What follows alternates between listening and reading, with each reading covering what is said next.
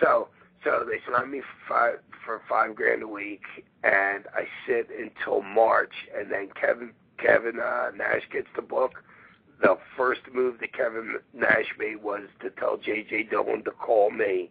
So I get a call on Sunday night at like 7:15, 7:30 from J.J. Dillon saying, yo, they want you for Nitro in Minneapolis the next day. I'm like, and he says, bring everything that you used to, which is like cigarettes, beer, a cane, and all that shit.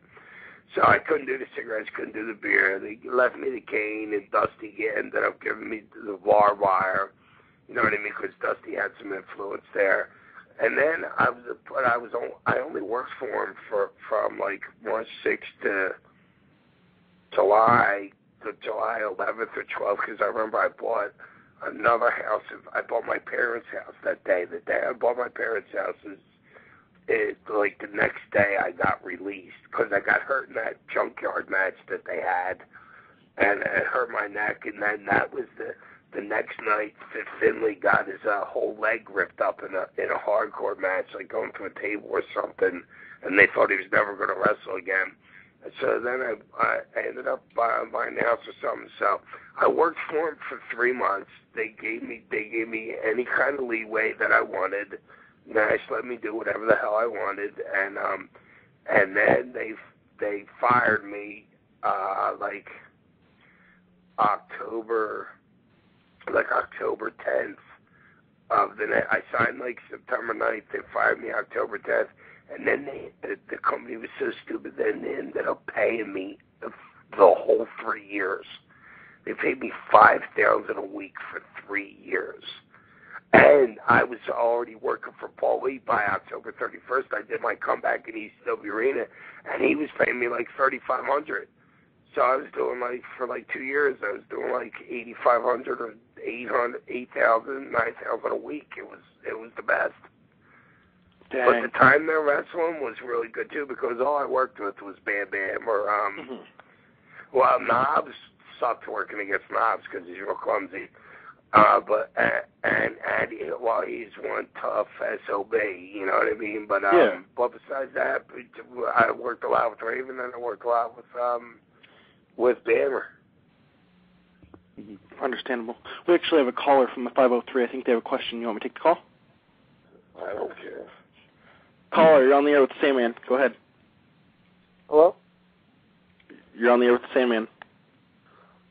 Hey, Sandman, as a wrestler myself, I want to know, I think the tag team division is a dying breed. What's your opinion on it? To tell the honest God's truth, I don't watch, so, but the last time I was working for WWE,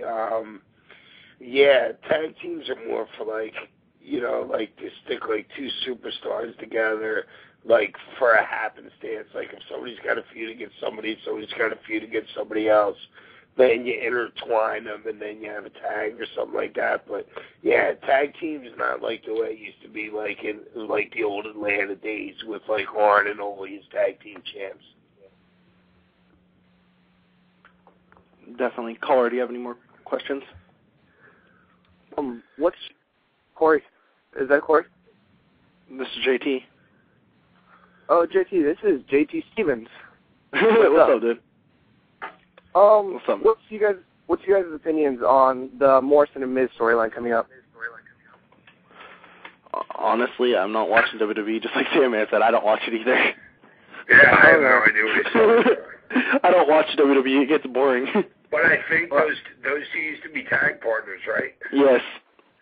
Okay, so what that tells me is if they're putting them two to fight against each other, I would say that the Miz will be out of a job in less than 3 months. Okay. Because that's what they do. When you have tag partners and then you turn one on the other, and obviously fucking Morrison's fucking way better than the Miz, so the Miz is gone. Definitely. We'd like to thank you for calling in. Okay. All right. Juicin Jobber, go ahead. All right. Okay, he just cut out.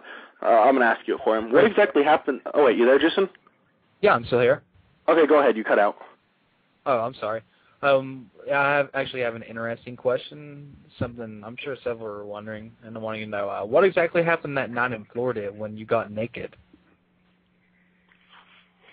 What, are you kidding me? I've been naked in, like, every town that ECW. Oh, you're talking about Pensacola. Yeah, I was at Tom Landry's restaurant doing oyster shooters with him, which is vodka and clams. Vodka and oysters. I was doing oyster shooters with Tom Landry.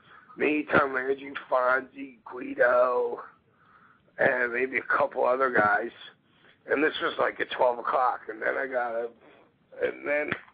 I got a gallon of vodka and drank most of that before I went to the ring. Made a total menace of myself in the back, and just the old Sandman drunk and get naked thing. You know what I mean? Nice.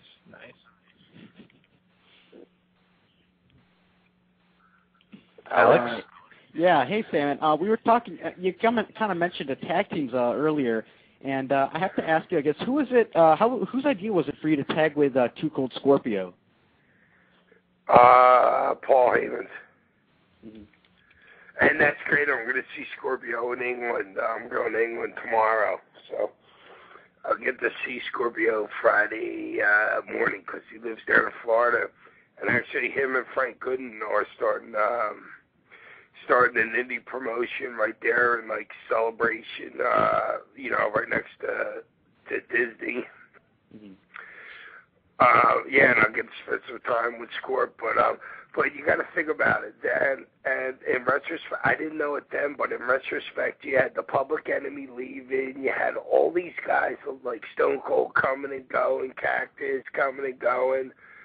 It was like Paulie was putting all his eggs in one basket when it was Too Gold and me, because I had the tag titles and the heavyweight title, and he had the TV title and the tag title. So we had all the titles in between both of us, which never had happened in ECW. So, and we were the most over. You know what I mean? So it's kind of like, I don't know, it's kind of like dancing. It's like Dancing with the Stars.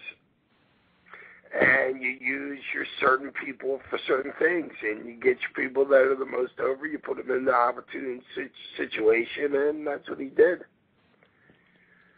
Mm-hmm.